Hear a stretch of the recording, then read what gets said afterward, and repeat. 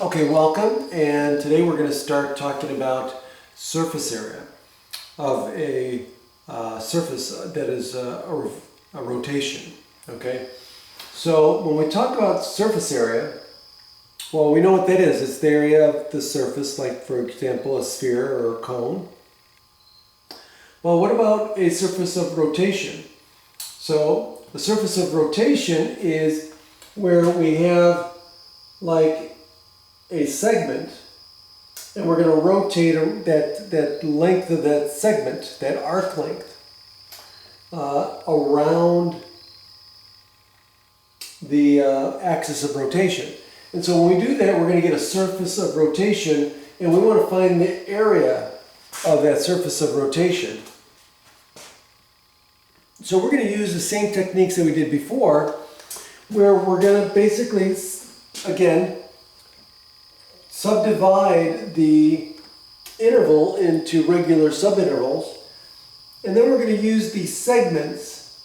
And we're going to use these segments to estimate the arc length, but then we're going to add a piece to it which we're going to rotate around an axis. And so when we rotate around the axis, we're going to get something that looks like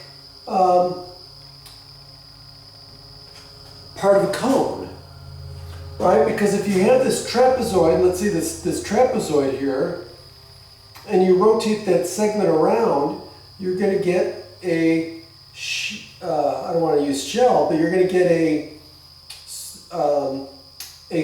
cone that looks something like this, right? So you're going to get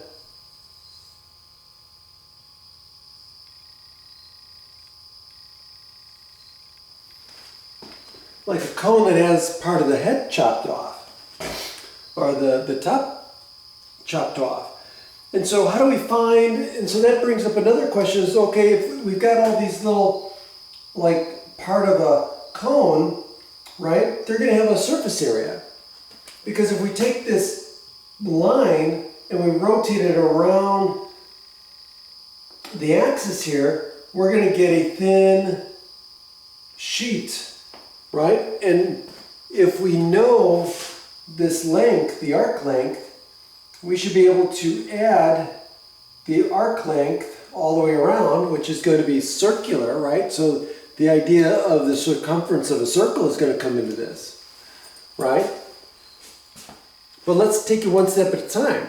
So let's take one of these wedges and let's understand how we're going to calculate the surface area by looking at a cone or a part of a cone, which we call the frustum, okay, which is this.